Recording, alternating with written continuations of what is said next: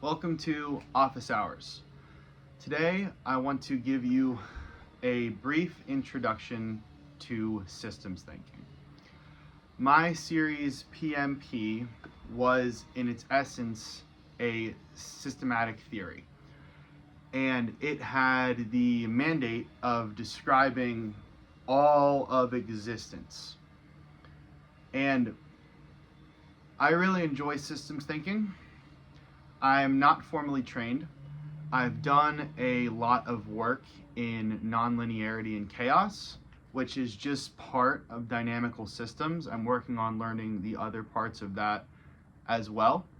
But what I can share would be just the raw intuitions that you need to practice systems thinking.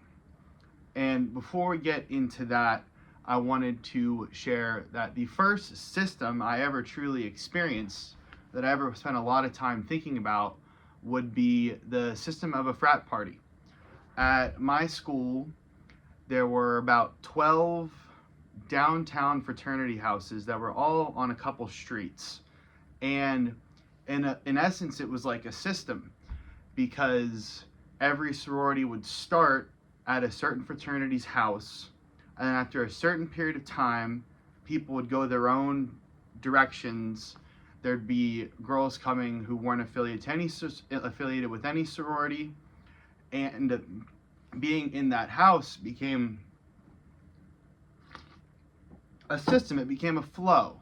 People come in, people come out, people are standing in groups, people are dancing, people are by themselves, people are filling their drinks, and there's this great kind of like miasmatic mathematical order to this inherently chaotic environment.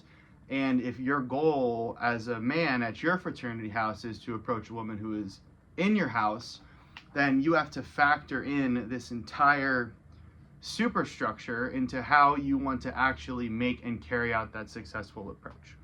I've evolved in my focus regarding systems thinking since then, but that was sort of a first interest or fascination with how these dynamics actually work.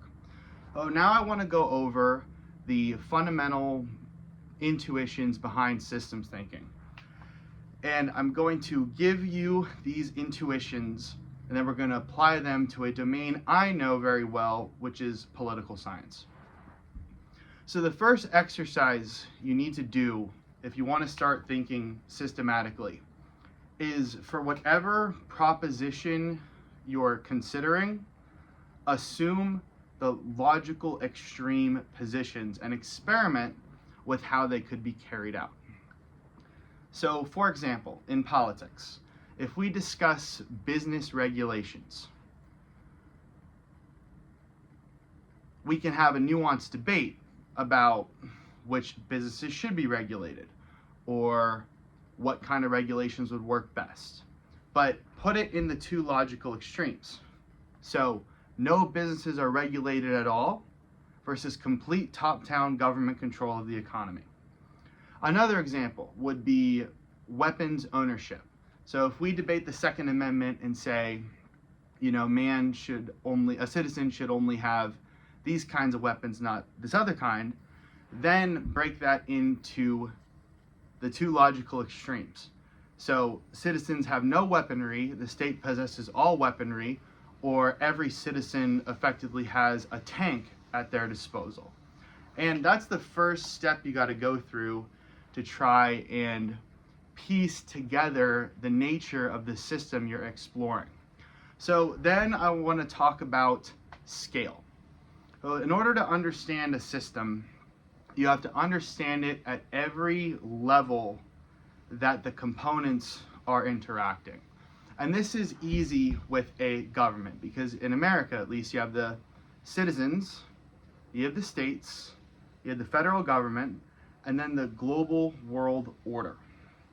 And when you understand each of these levels, you can see how a change made at one can affect the others, or broad differences feeding up or feeding down that pyramid, creating systemic change.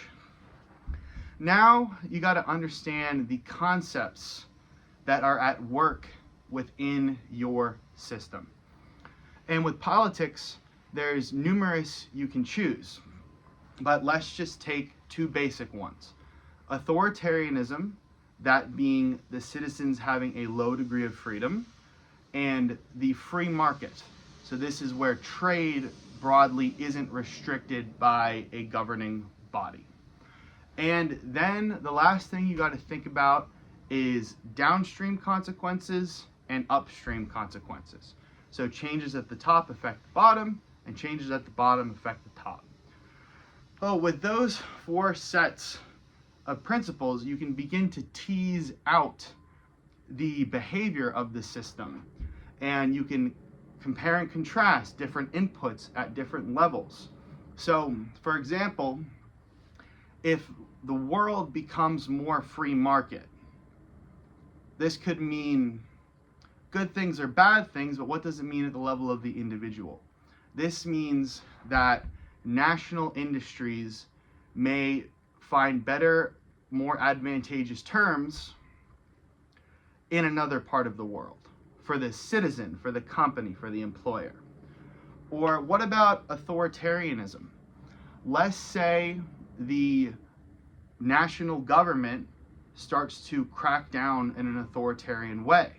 Maybe the people who have means within that society are going to jump ship and go to another nation, bringing their money, their corporations, their jobs to bolster the national economy of some other country.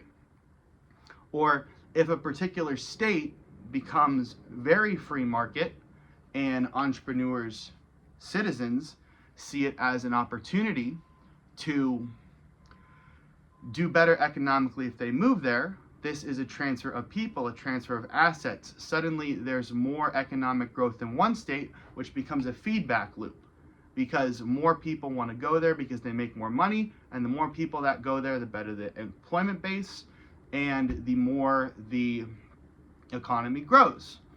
But that same growing economy can be constrained, because what if the national government sees that there is more opportunity there for economic growth, and they think, I can get more tax revenue out of that particular state.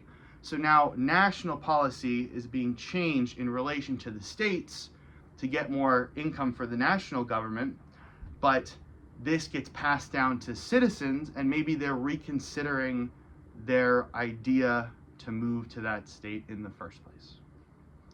Now, that was just a broad application of these principles to politics. We went through three mechanisms, and then we traced upstream and downstream chain reactions going throughout the system.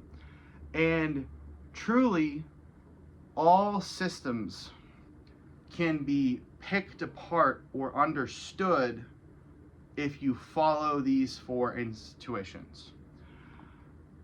I hope that was informative for you guys. If any of you have a particular system in mind that you're looking to understand,